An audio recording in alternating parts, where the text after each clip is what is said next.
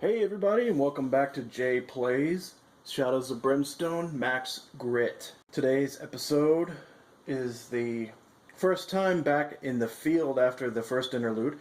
Episode 2 is going to be about them adventuring in hopes of finding Darkstone and gold, and to discover clues as to the whereabouts of the city that they're staying in. The problem that Sheriff Maxine Rhodes is having is that she lost her hometown, the town that elected her sheriff, to a team of bandits, a gang of bandits. And she tried to take the town back in episode 1, the prologue. She tried to take the town back and failed. But she did meet up with the young orphan Tyler Davis, whose parents were killed by the same bandits and who had captured him. So she rescued him. They left town, or they tried to leave town together, tried to take over the town, and were captured by the bandits and shoved into the depths of a mine nearby. In episode 1, they escaped that mine, and in doing so wound up in the realm of the Caverns of Cinder, which is a super hot realm full of all kinds of monsters that they had to defeat on their way out. And along the way, they met up with a lone bandit trying to run away. He's a former member, and now an ally. His name is Sylvestre Villalobos. And Sylvester was a member of the Brimstone Devils. He had not yet been corrupted by the demonic influence of that band of bandits. But now he's banding along. How many times could I say band? Several. He's banding along with our friends here to try to get back to Maxine's town, to take on the Brimstone Devils and find the man who killed Tyler's parents. So with that in mind, we're going to do another mission today for episode 2. We're going to be doing Dark Deal from the Caverns of Cinder expansion. So in Dark Deal, as the sun sets, dark clouds swirl over the town and lightning strikes all around. A local farm boy, out of breath from running, shouts that one of the locals has gone mad and run off into the mine. He's making a deal! He's selling us out to some demon so he can get rich! Well, that injustice just cannot stand in the eyes of Maxine. And Tyler and Sylvester see this as an opportunity to maybe gain some notoriety and some cash to help with their mission. So the setup for Dark Deal just involves the nighttime mine entrance. So that's easy enough. I've already got all the characters laid out. Now, I haven't updated their character sheets over here, which you can see. But Tyler and Maxine have both leveled up to level 2. Sylvester is still level 1. This is his first outing, so we'll see how it goes. So why don't I take a moment and I'll show you our characters and how they're standing, and then we'll get to it. So this is Sheriff Maxine Rhodes. You'll notice I haven't updated the sheets that they give me here. But her cunning is now 5, and her health is now 14, I believe. But it's all up here on her sheet. She still has the old lantern. She has strong leadership. She's got her sheriff badge, her pistol, and her weathered hat. Now I'm actually going to play those rules properly this time, so she's only going to get to reroll 1 die for defense with her hat and 1 die for attack with laying down the law. So we'll see how that goes. But that's her. She's got 2 bandages and a dynamite. And down here we've got young Tyler. Tyler also leveled up. He has 11 health instead of 8, which is going to help him out significantly. But he's got the same items he started with. And then here's good old Sylvester, the bandito. He's pretty much a starting character. He's got his bear claw, his pistol, and his other pistol. Tyler's got 2 bandages. And Sylvester comes equipped with dynamite and 2 whiskeys. So the special rules for Dark Deal The mission goal is that someone from the local town has betrayed his townsfolk. So we have to determine who it was. To do that, we roll 1d6. We got a 5, and a 5 is going to be a prospector. So we have to chase down a local prospector. Special rules: there's no gates in this mission. Anytime a gate would be placed, we place a normal door. That's easy enough. And we have fast darkness. Whenever the darkness moves forward on the depth track, because of the hold back the darkness roll, it moves 1 extra space. So this is going to be a short one. Our objectives are to find the campsite. So when the hero posse marker reaches the space marked 11, which is here, we've found the campsite. We finished up any encounters in that tile, and then the next tile is going to be the campsite tile, which I've got separated over here to the side.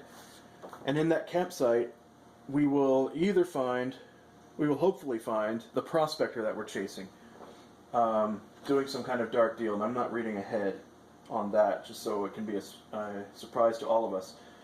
So I've mixed in all kinds of encounters to the medium encounter deck,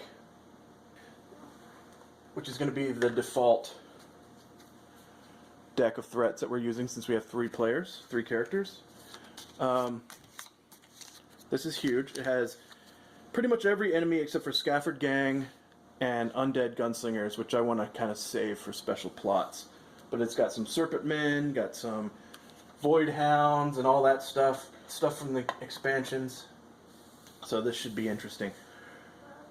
Normally I would have the Epic Threat deck set up, but this mission seems to have a special threat at the end, so I don't need that deck out. I also don't need the world cards or anything like that. You can see I've got the gear deck separated into 2.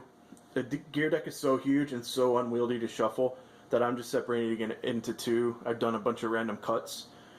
If there's a situation where I have to shuffle and I don't want to deal with a giant deck, basically I'll cut it and draw from wherever that is. First thing we do every round is we hold back that darkness. And we got a 7, which is exactly what we need, so that's good. Here, I'm going to move these dice over here. So, first turn is initiative 4, which is going to be our friend the orphan. Now, he has an ability that lets him reroll a defense die because he's so small. He's a small target, I believe it's called. Also, I don't want to forget that Maxine will roll 2 dice for movement and pick whichever one she wants, which is a really damn good ability. Anyway, so this is the orphan. Let's roll for movement. He got a 6. That's awesome. So he's just going to go 1, 2, 3, 4. And that's going to draw our first map deck card, which is a T-Junction Passage. Super exciting, you guys. So let me go find that. Alright, so there's no exploration token on that T-Junction, so we don't have to worry about anything happening in particular in this room, but we do move this up to 15. Now, I've combined all of the mind map cards from Cinder, Targa, and Jargono's packs, but I've taken out 6 of the passages, so we're hopefully less likely to run into these passages, but, you know, so far so good, right? So he's encountered the room. Next is going to be Maxine. She's going to roll twice, hope for some grit. She got a 2 and a 6. So she'll pick that 6 and go 1, 2, 3, 4, 6. She's going to decide to go that way with this.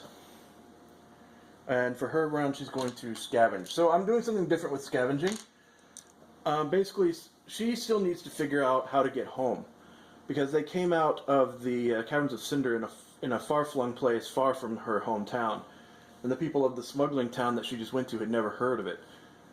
So she needs to find out how to get home. So she's searching for clues about the Brimstone Devils' paths and how they might have gotten around this area, and if there's any way to get back home, maybe through another world that might make it faster to travel. So what I'm doing is anytime I scavenge and find a nothing card, nothing happens card, whatever they're called, I'm going to have that character roll cunning, and on a 6+, they're going to find some clue as to get home. And I think what I'm going to do is I'm going to make it 10. No, I'll make it 5 tries to get some really good information on how to get home. Each success is going to give 10 experience points, so it's not going to be a big deal. The main thing is it's going to make me scavenge, and scavenging adds a lot of random risk to this game. So let's see what happens when she scavenges. Every 6 gets her a scavenging card. So here's my deck. I'm just going to give it a shuffle. And there's a random mine artifacts card in there. So, alright, so we're giving it a shuffle, give it a cut, and we get nothing here. So hey, we get to check it out. We get to try it out for the first time. So she, thanks to her experience points, she has a cunning of 5, which is really good.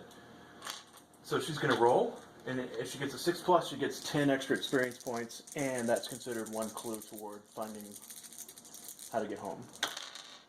She got a 6. Awesome. So that's going to give the team 20 experience points total. Remember, I'm pulling the experience points in gold. And yeah, so she's got 1 out of the 5 clues she needs to get a better idea of how to get home. I think I'm going to do that in tiers. So she'll find out something. Once she learns it, I'll make a scenario based on getting closer to home. And then maybe find another way to figure out how to get home. Maybe she has to find a bandit to interrogate, or she needs to take out a Brimstone Devil's lieutenant or something. Maybe it'll lead to the Scafford gang. Who knows? So we'll find out. But that's her turn. So now we go down to our friend Sylvestre. Gonna roll. Now he gets grit on a move roll of 1 or 2. So I have to get him a point of grit for that roll. And then he's going to step forward 2 spaces. Alright, and then he's just going to go slide forward. Now she scavenged this tile, so he's going to try to scavenge that one.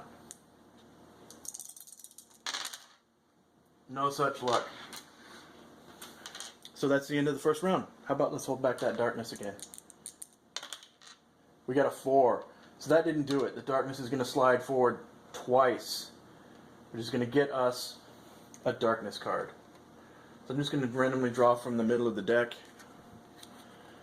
Flood of bats. A black tide of bats pours through the cave, engulfing the heroes and passing by. Each hero takes 2 horror hits, gains 10 experience points, and then must pass a strength 4 test or lose 1 darkstone. So the good news here is that no one has any darkstone, but we have to save some horror hits. Each hero takes 2. So this is going to be Maxine's sanity. Her wisdom is 4, willpower is 4+. She saved neither one. She lost 2 points of sanity. And here's Tyler. His is 3+. He saved 1. And this one is for Sylvestre. Sorry, his willpower is 5+, so he saved 1. Now Sylvestre only has 8 sanity, but he can re-roll a willpower roll once per turn, so he's going to try that. Nope, still lost it. That re-roll is from the Bear Claw item that he has. Okay, so that wasn't great, but we all get 10 experience points. That's 30 for the group. And we pass strength 4 tests. Or lose a darkstone. You know what? No one has darkstone, so I'm not even going to roll that. The only darkstone item I have is the darkstone bullets, but I don't believe that counts. I sold all the other treasures and stuff because we were so low on money after some disastrous gambling tries and getting robbed in the campsite. So let's go. All right, so it is Tyler's turn. He's going to roll for his movement. He got a 6 again. So he's going to go 1, 2, 3, 4, and then he's going to look through that door too. Now this will be tricky because we can't get rid of the entryway as long as Sylvestre's on it. But look, everybody, we found a mid-passage Hopefully this isn't going to be the absolute most boring playthrough of Shadows of Brimstone ever, but so far it's not turning out super fun. Just because we have all these passages. Now what happens is these passages never have encounters on them. Which means that basically I'm getting free advancements on this track. On the depth track. There's only 3 more rooms and I get to the campsite, so we'll see. Alright, that's our buddy Tyler. He's going to scavenge. And he found a scavenge card. A shuffle. Cut. Emerging Darkness. Sometimes when you look too deeply into the shadows start looking back. Draw a darkness card. We do get 10 experience points for that, but I don't like drawing darkness cards. So, let's see what happens. I'll draw one from the back this time. Demonic Force. All demon enemies are now +1 combat. Remains in play. Okay, so it could be worse.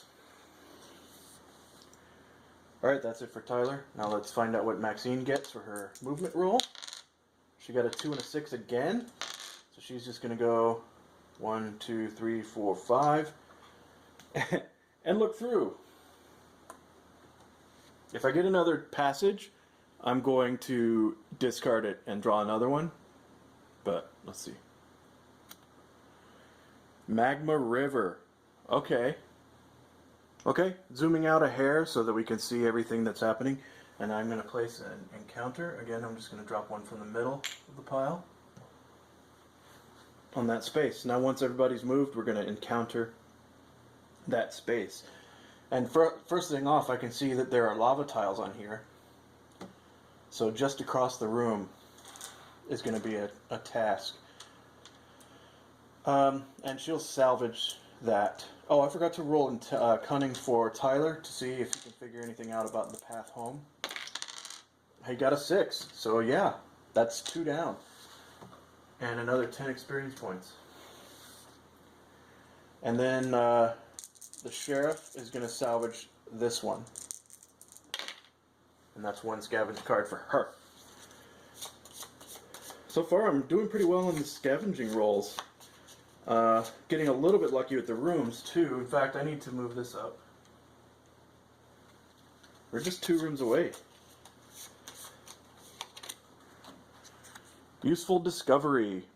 Pulling it from the gnarled hand of a dead body, you find something of value in this forsaken place. So I get a gear card and 10 experience points. That's cool. I'm just going to draw the top gear card. Oh, it's a Scafford wanted poster. That's cool. So I'm going to say that this, when I get back to town next time, this will set me on a Scafford mini quest that I can work on. But this lets me discard it to recover 1 grit, or I can discard to gain money when I kill an outlaw enemy. So I might hang on to this for a while. But if I have it when I get back to town, it'll start that plot. Alright, so let's see how Sylvestre's doing back there. 3.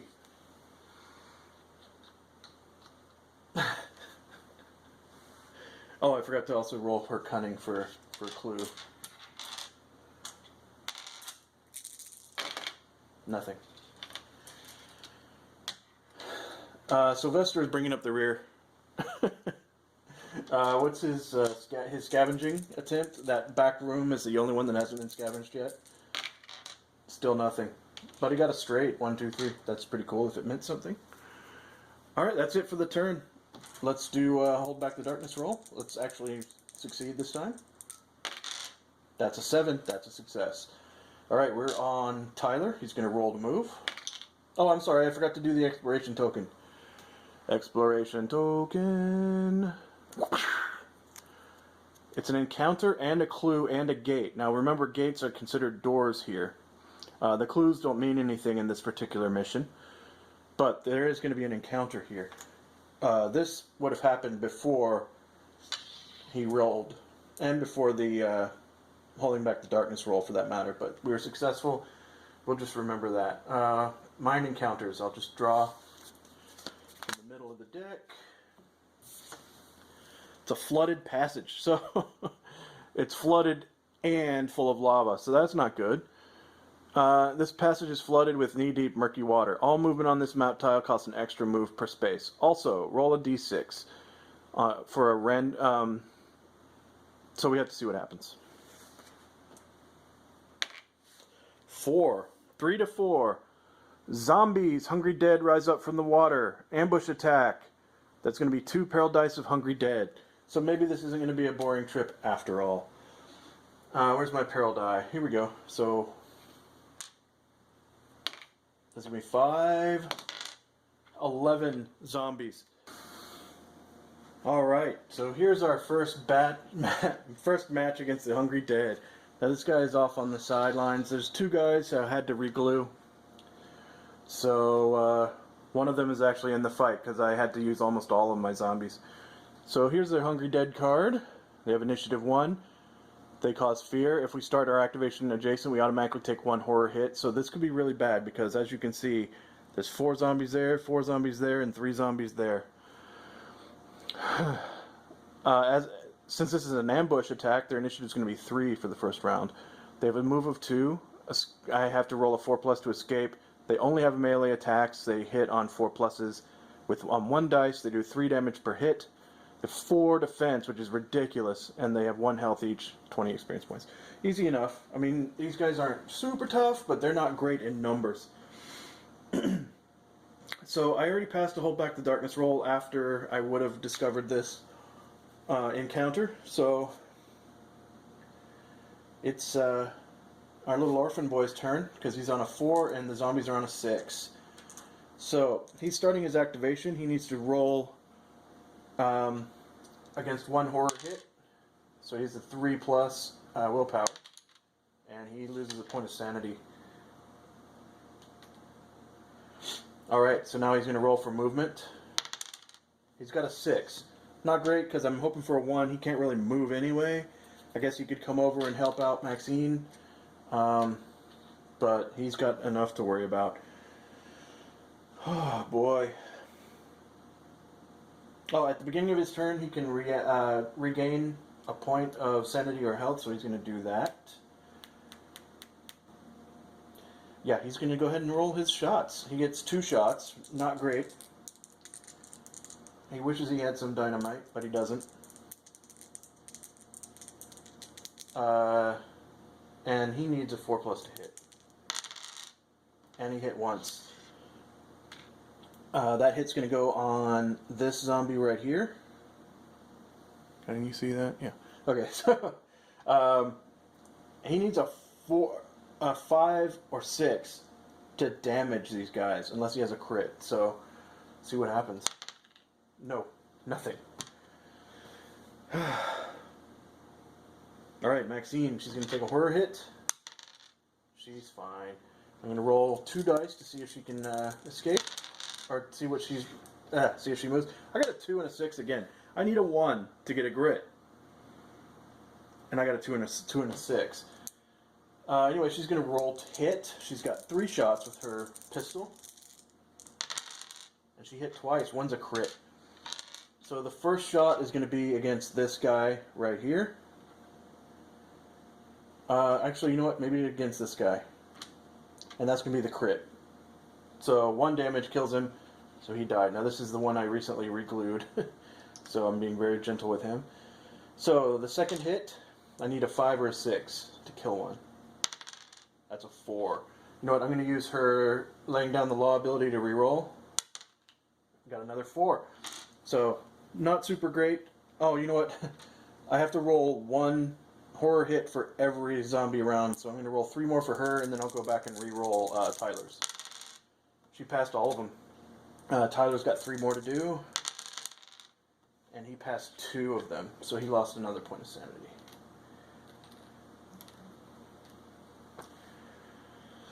Alright, so now we're on Sylvestre. Sylvestre's got 3 horror hits to save. He saved 2 of them. And now let's see what he gets for movement. 3, so that's not good.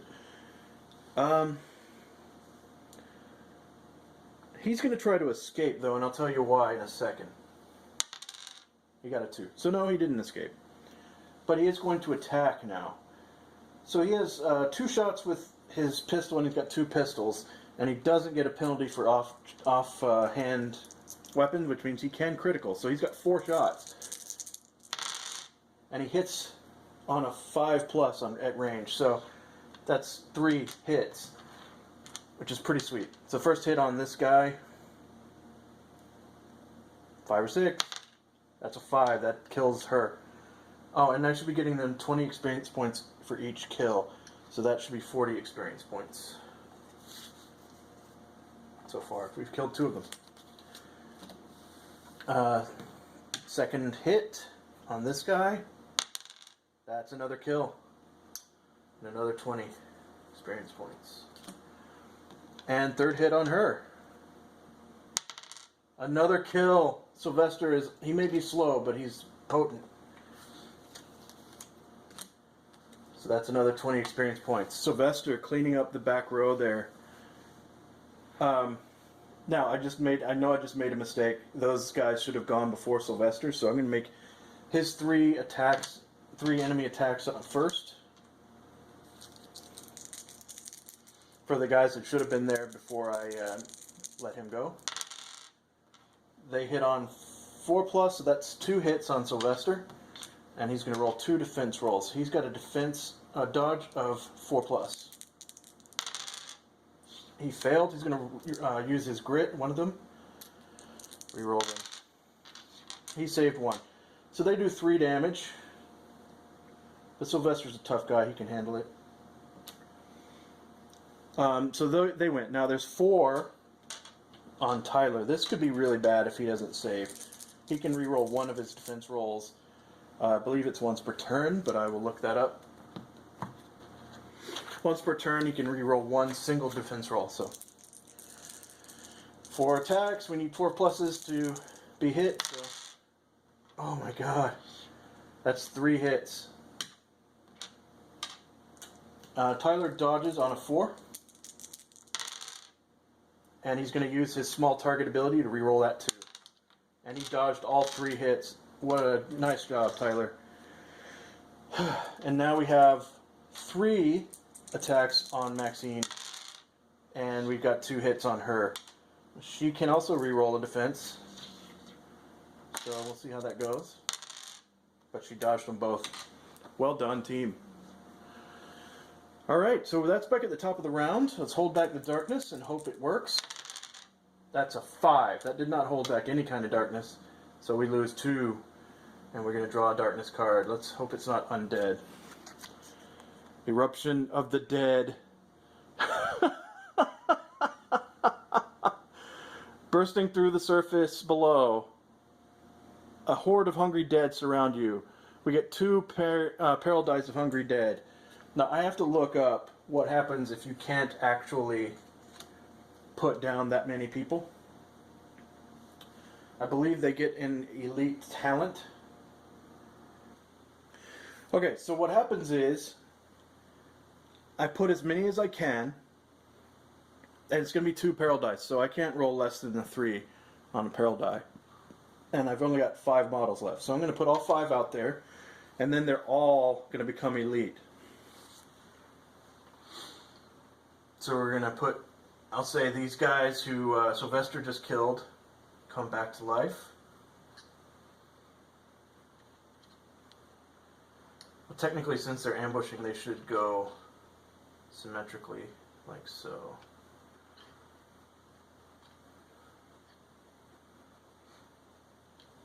And I'll put the 2 extra on Sylvestre.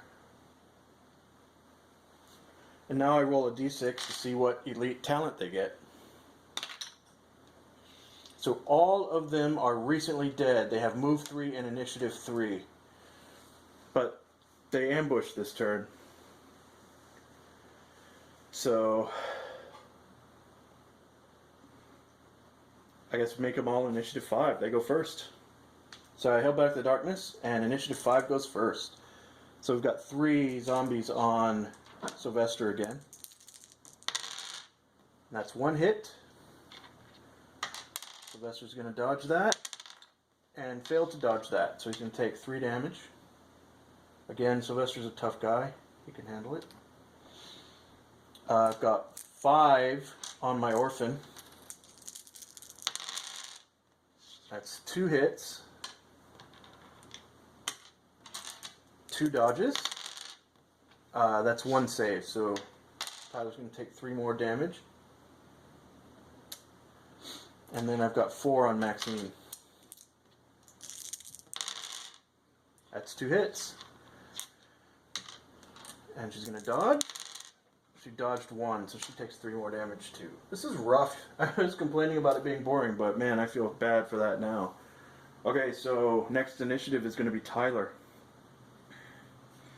He's going to recover a wound with his orphan ability, and then he's going to roll his 2 shots. He's going to roll to move first. Got a 2. Big deal. Roll his 2 shots. And he got a 5. So he's got 1 hit. He needs a 5 or 6 to kill. He got a 5. So he's going to kill this one right here. And for 20 more experience points. So we're kind of farming these guys a little bit. Alright, that's it for him. Maxine.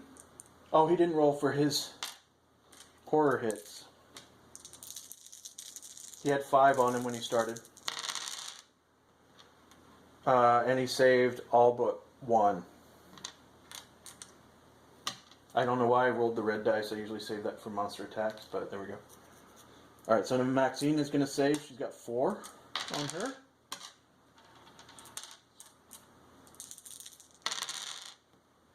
She saved all but 2. So she's going to lose 2 points of sanity. She's going to roll for movement. She gets 2 dice. Again with the 2s. She's not going to go anywhere. Now she gets 3 shots. Come on, we have to kill some of these guys. That is nothing. She's going to use her grit to re-roll that. We've got to get rid of some of these guys.